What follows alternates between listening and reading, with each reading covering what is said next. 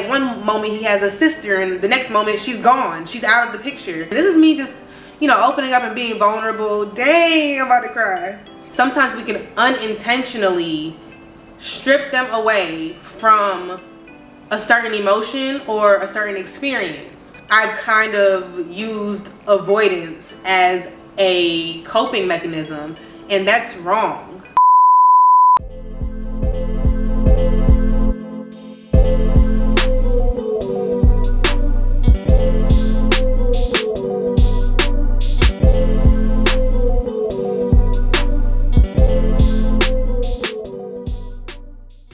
Hey NAYvy, welcome back to my channel, loves. We're back with another video. I want to make this like a series, even though this is what my channel consists of, and I'm going to address something that not necessarily anyone has really asked me, but this is more so a realization that I've come across over the past few months. And this is a very serious topic, you guys. Like, this is something that I'm opening up about, and I've done some like self-reflection on, and I've gone through different emotions about it. But I feel like when it comes to your children and relationships, it's so essential that you prioritize it just like your own. And I feel like to a certain extent I've lacked in that area. As many of you guys probably know, if you're a true supporter, I was in a relationship and I'm no longer in a relationship.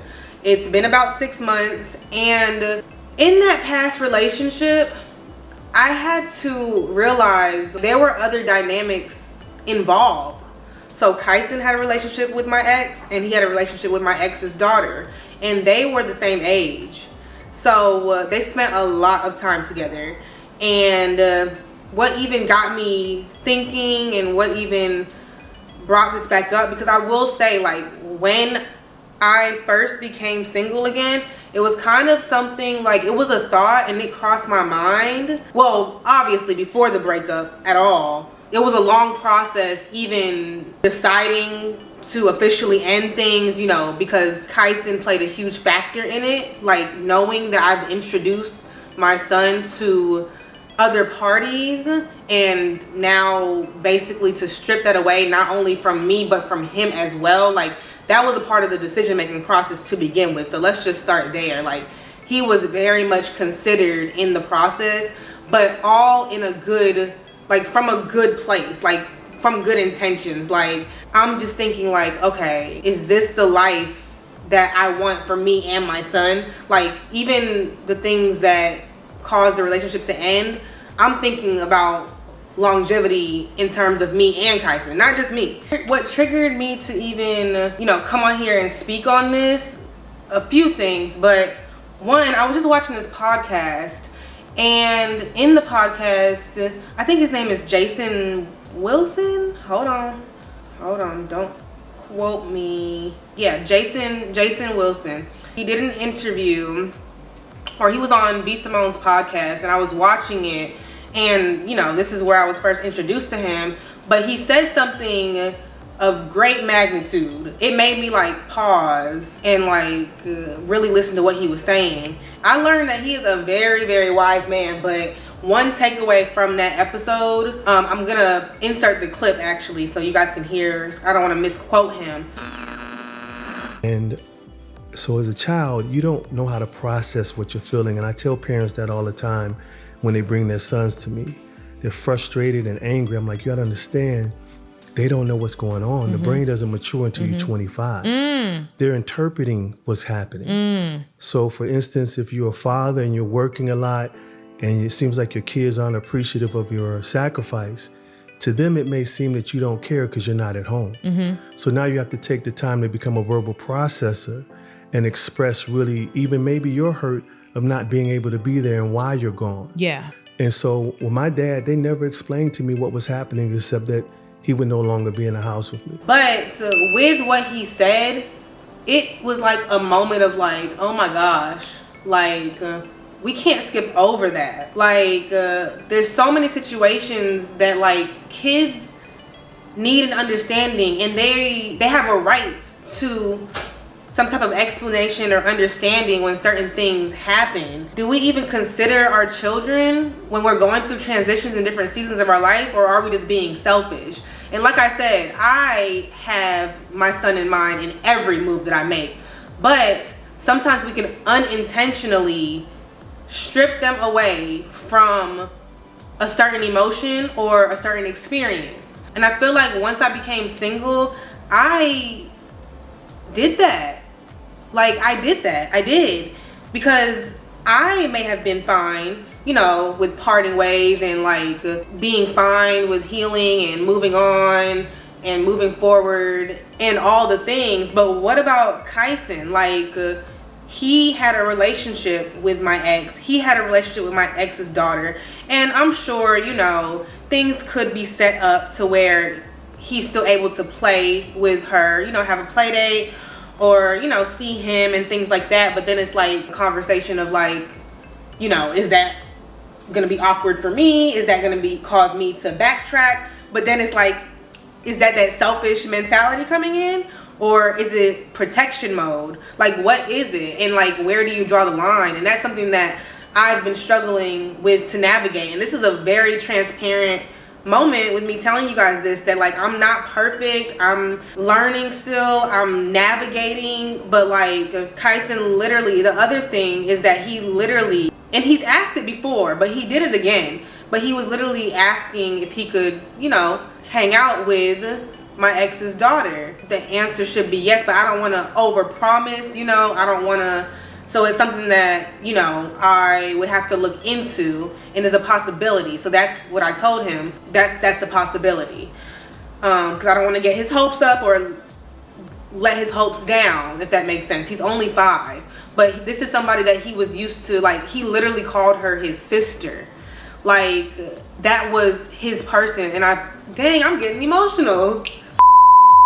Because it's like a sense of mom guilt to where I feel like I kind of stripped that away from him, and I've been using other things to fill like the void to a certain extent. Like, you know, having him hang out with his other friends. He has a best friend that he hangs out with all the time. You know, he has a cousin, he has friends, you know, and he has other people within his community, and you know, we can go to fun places, and he makes friends like this. I mean, like, we'll go somewhere and he's literally the life of the party. Like, everyone wants to be friends with him. Like, he's very open and friendly.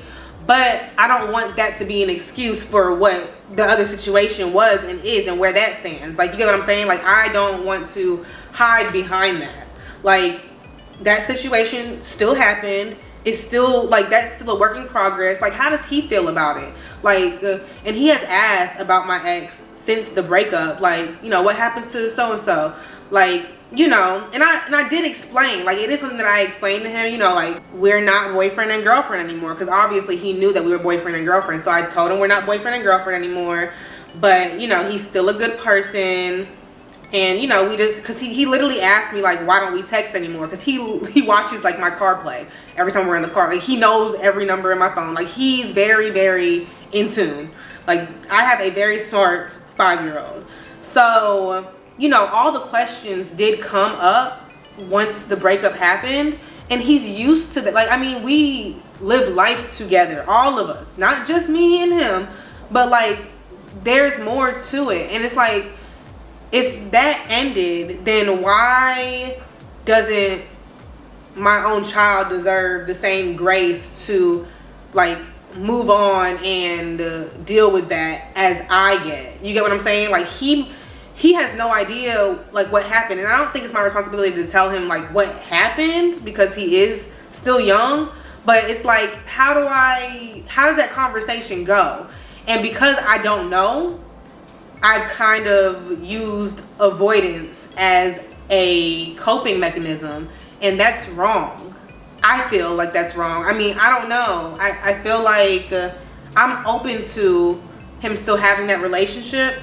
And I'm pretty sure on the other end of things, they would be open to it as well. Because like I said, there's no animosity, but the split happened, and like, that was it. Like, it's no communication, like nothing. Like, that was just it since the day we broke up. Like, so with that being said, it's like, I was about to say, like, do I put my pride aside? I don't have any pride. I don't have any ego about it. Like, I could literally send a text tomorrow and ask, and it's like, but I haven't done it yet. Like, it's been 6 months and I haven't done it yet. So, like, the question becomes, what's the holdup? And it was like, do I just do it? Like, do I do it tomorrow? Like, where do we go from here? Because now I've identified the problem. And, you know, I take my child very serious and his feelings very serious. Things have been very, how do I even word this? It's been a lot heavy, like, for Kyson. And because I'm the person behind all these transitions and changes, it's almost like I'm taking the blame for a lot of things, and it makes me feel like a bad mom in certain situations. I know I'm a great mom overall on a day-to-day basis. I know I am. Like, I overextend so much because that's what I'm supposed to do, and I'm proud to do it, and I'm proud to be a mom, like, at the end of the day. But it's like when I'm crying and when things aren't working out, like, for example, like, y'all probably seen, like, his separation anxiety and him having trouble still with daycare drop-offs. Like, he has literally been struggling with daycare drop-offs since he's been in daycare, like, since he was like 2. And he has never outgrown it. Parents always say, oh, he'll outgrow it, oh, he'll get past it, oh, my child used to do that too, oh, this, oh, that. No, like, it has not happened for him. Like, he's 5 and he's still, like, the separation, and then just like the tantrums and the fits and the out of control, you know, I went through my little phase of like wanting to give up on motherhood because it got so hard. And like, I came to like, my village comes through for me, man. Like, man. If y'all, I know y'all probably saw the video of my best friend, his godmom, you know, coming to help me manage him on my birthday, the morning of my birthday. Like, he was being so disrespectful to me, y'all. Like, I had to pull over on the side of the road, and he was like screaming no at me and like trying to hit. Like, it was a lot. It was a lot. Like, it was a lot. And she came and, you know, helped, got him in order, and like brought him home to her for the day. But my point in even bringing that up is that a lot of situations like that have happened. Like, there's days where she hasn't, like, that was like, she did it that day, but other days I've had to lean on my parents, like my sisters, like my village, to really like come through. But like, also a lot of times it's just me figuring out what to do, and I'm being like disrespected, I'm not knowing how to handle it. And I did put him into play therapy, which I have to update you guys on that, but to help assist. And I mean, as of now, I didn't see much like shift, and maybe he wasn't in it for long enough, but I'm like, y'all aren't seeing the true, like, what's really happening. Like, me coming here for 45 minutes out of 1 week, like, so much happens at home, and I can explain it so many times, but you're not seeing what's really happening. So me going to play therapy for him to, you know, do a punching bag, or like for you to try to see how he acts, and me explaining it, like, that's just not enough for me. Nothing changed, and I was in it for like about a month, so I'm taking a step back from it. Technically, he's still, you know, enrolled there, and I'm still giving it a shot. Like, I haven't given up completely, but just all in all, my point is that I'm using all of my resources. Like, I'm using all of my resources, but the question is, does it stem back to the relationships that he's having to transition through, and going to a new school, and at one moment he has a sister, and the next moment she's gone, she's out of the picture. Like, I almost feel like I just need to, like, they just need to keep that relationship, and I feel like that will be an okay thing for the sake of the kids, if anything. Like, maybe we didn't work out, but that's still, they're still friends. Like, we were this close, y'all. I was almost married, and that was gonna be my stepdaughter. So that's and that too, my relationship with the daughter. Like, I missed that many times, and this is me just, you know, opening up and being vulnerable. Dang, I'm about to cry. Dang. But it's like, you know, if you're this close to living your life with somebody, along with an extension of them, you know, their child, and then all of a sudden that's just gone for you and your child, like, that was the future, you know? We had a whole future ahead of us.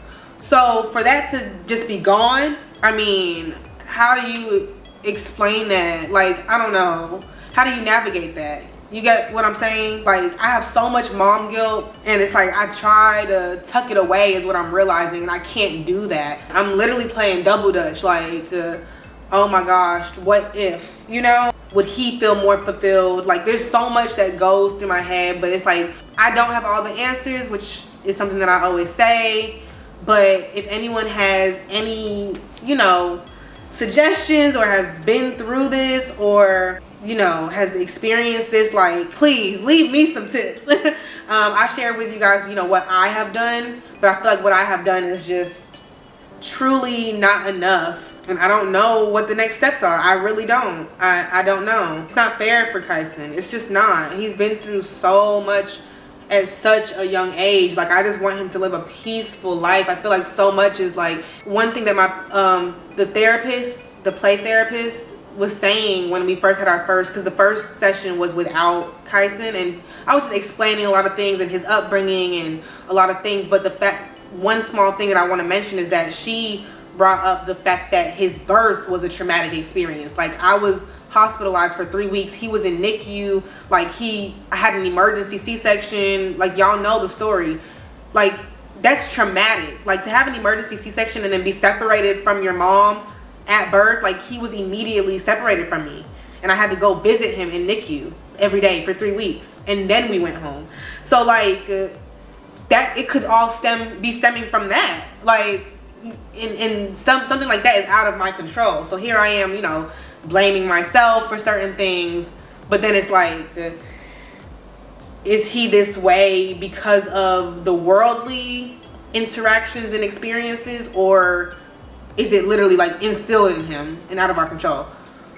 Who will ever know? So anyways, I feel like, I don't know if I went completely left. I don't know. Hopefully I stayed on topic enough to where y'all get where I'm coming from with this. But I'm open to suggestions. I'm open to advice. I'm open to a reality check. I'm open to, you know, somebody telling me what it is and getting me right. Like, I just don't know. So I'm still navigating. At the end of the day, I'm still a first-time mom technically, because every phase and every age is different. So yeah, I just wanted to share that. I will give an update, you know, as time goes on. I might take somebody's advice or come to realization, or through prayer something might click. Thank you guys so much for supporting everything that we have going on, and just following our journey and being open to hearing me vent. I love you guys, and I'll see you in my next video. Bye, NAYvy.